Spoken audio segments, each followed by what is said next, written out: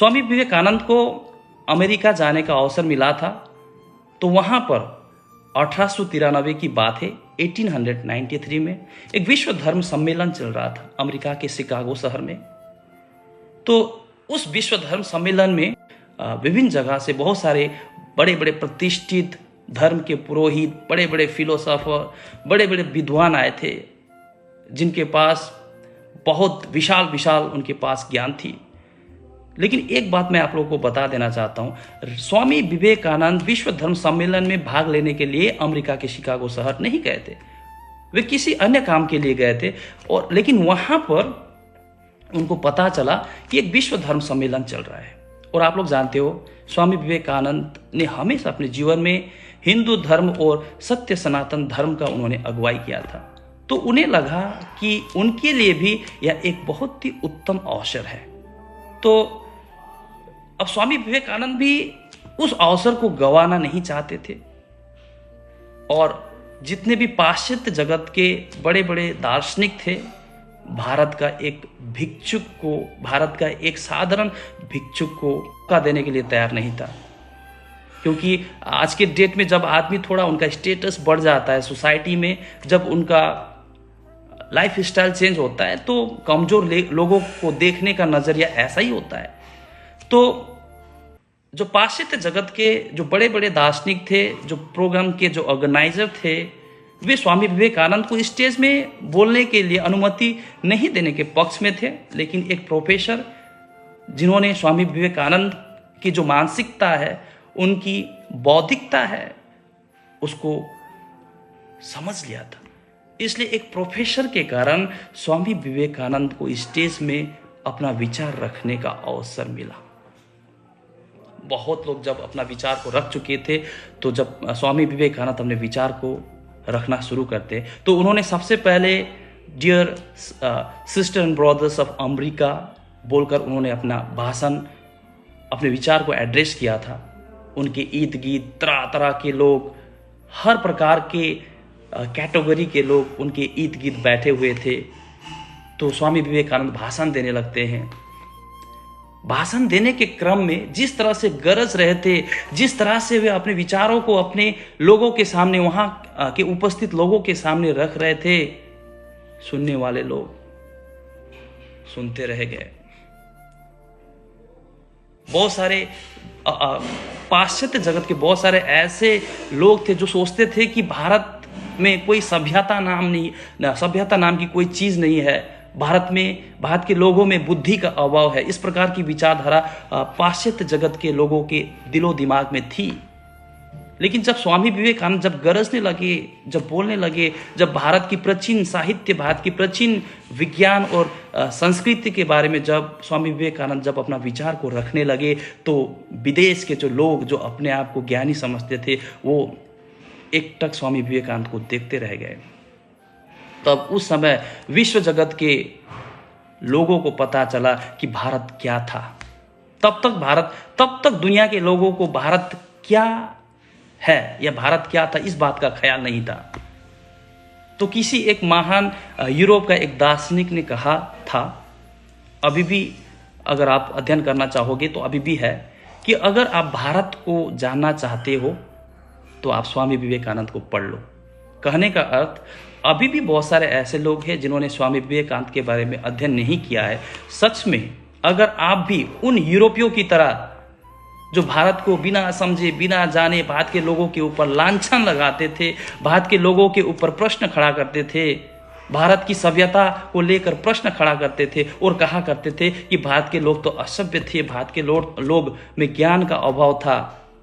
बहुत सारे पश्चिमी जगत के बहुत सारे लोग यह सोचते थे कि अंग्रेज सोचते थे कि हम लोगों ने भारत के लोगों को सभ्यता का पाठ पढ़ाया। हम लोगों ने इसलिए भारत के ऊपर शासन किया क्योंकि भारत के लोग असभ्य थे, शिक्षा का अभाव था।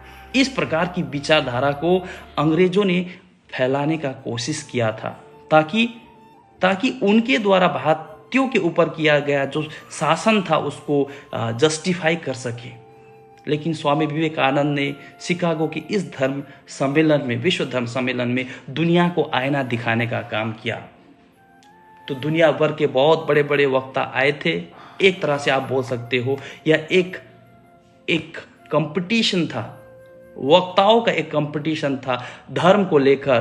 तो स्वामी विवेकानंद ने जिस तरह से भारत की प्राचीन साहित्य, संस्कृति, विज्ञान के बारे में, जिस तरह से धर्म के बारे में जब अपना विचार को रखा, तो दूसरे दिन अमेरिका का नेशनल हेराल्ड नाम का एक पत्रिका, एक समाचार पत्र प्रकाशित हुई और उस पत्र में लिखा गया था, उस समाचार पत्र में, कि दुनिया से आए हुए जितने भी तमाम वक्ता थे उसमें से सबसे महान, सर्वश्रेष्ठ, सबसे उत्कृष्ट वक्ता भारत से आए हुए स्वामी विवेकानंद थे।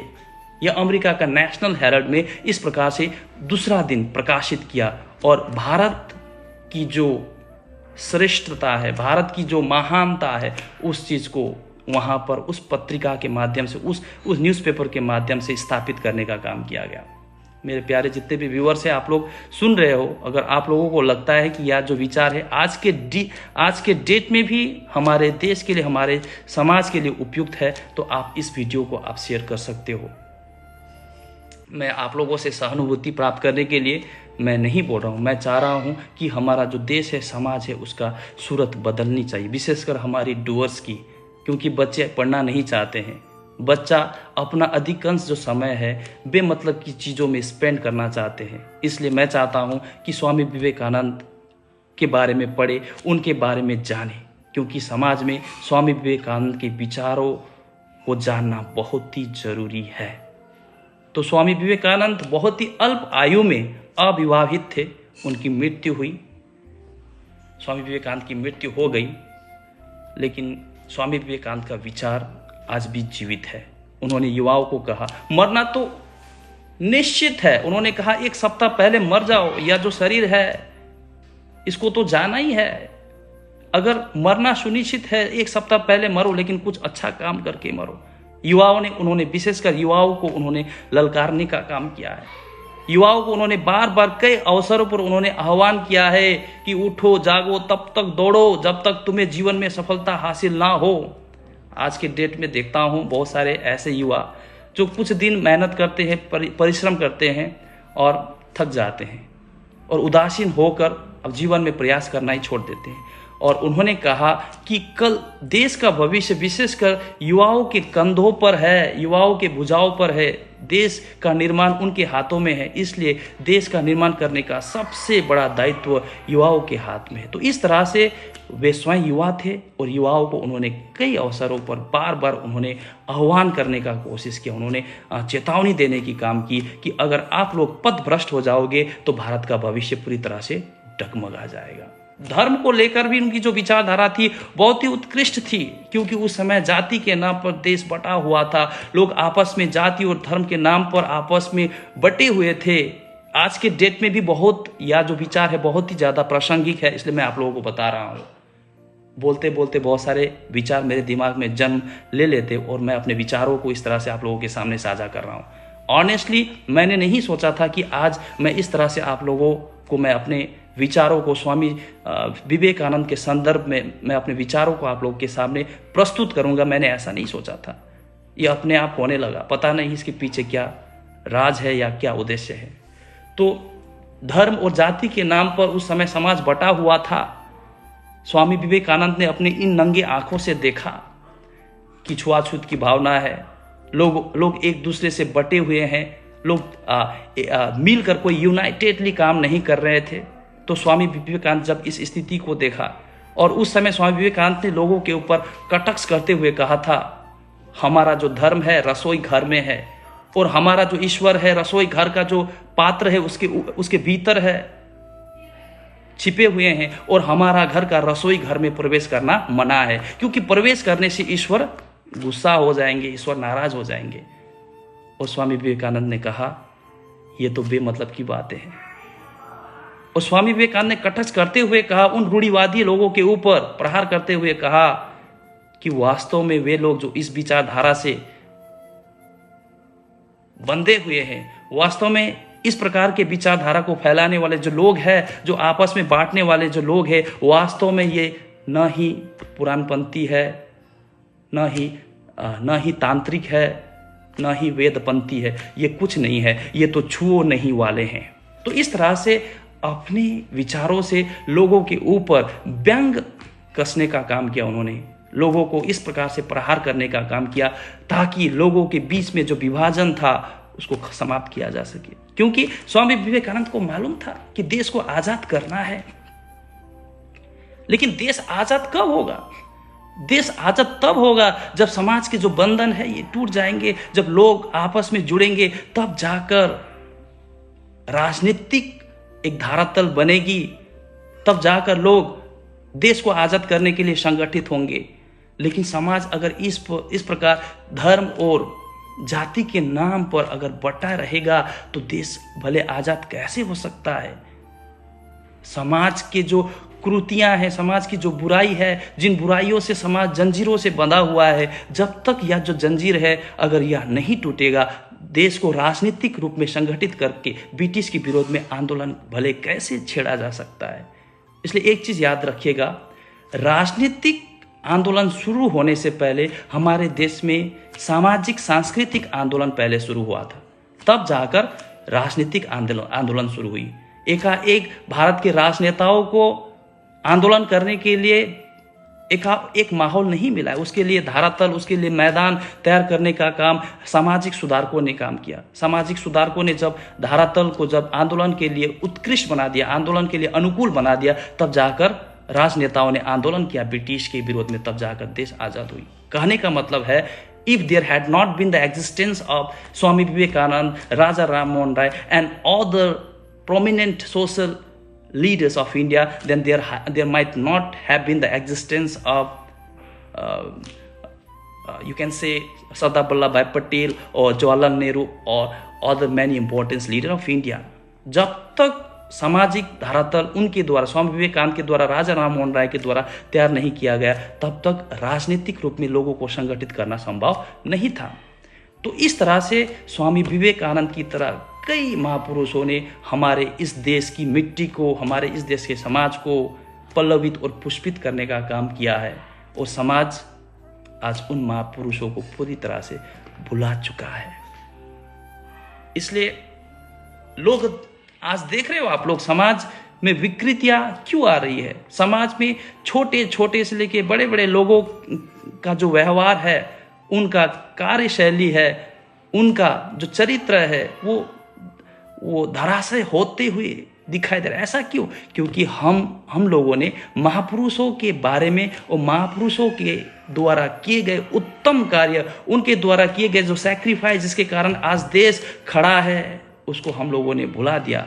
इसलिए हम लोग सोचते हैं कि भारत ऐसे ही बना है। जिस दिन आप लोग स्वामी विवेकानंद की तरह अन्य महापुरुषों के बारे में आप लोग पढ़ने लगोगे, आपको देश के हर एक चीज़ों के साथ प्रेम होने लगेगा। देश से जुड़ी हुई हर एक चीज़ों से आपको प्रेम होने लगेगा, चाहे वो मिट्टी का बना हो, चाहे वो लकड़ी हो, चाहे वो पेड़ हो, चाहे वो नदी हो, चाहे झरना हो, चाहे कुछ भी हो। क्योंकि यह जो वातावरण है ये ऐसे ही नहीं बना है। इसे त्याग, तपस्या और कड़ी मेहनत के बाद आज का भारत का निर्माण हुआ है। जब आप इन चीज़ों के बारे में अध्ययन करने लगोगे, केवल आप नहीं, समाज के तमाम लोग जब इस प्रकार के इन लोगों के द्वारा किए गए महान कार्यों के बारे में अगर अध्ययन करना शुरू करेगा, तब देखिए भारत एक उत्कृष्ट भारत का निर्माण होगा, एक शक्तिशाली भारत का निर्माण होगा। क्योंकि देश के निर्माण में हर एक वर्गों के लोगों का योगदान दिखाई देने लगेगा। तब जाकर उन लोगों के द्वारा, उन महान सपूत के द्वारा देखा गया जो स्वप्न है वह जाके पूरा होगा और भारत एक महान राष्ट्र, एक महान भारत कहलाएगा। Thank you very much. अगर इस प्रकार से मैंने अपने विचार को रखने के क्रम में अगर मैंने कोई भूल किया हो, मुझसे कोई गलती हो गया हो, तो मैं आप लोगों से क्षमा याचना करता हूं। बस यही कहते हुए स्वामी विवेकानंद का जन्म जयंती आप सभी को मुबारक हो। यह समय स्वामी विवेकानंद के द्वारा किए गए कार्यों का चिंतन मनन करने का समय है। आपको भी स्वामी विवेकानंद की तरह बनना है, उनके आदर्शों को पढ़ना है और समाज का निर्माण करना है। Thank you very much. Bye bye, good night.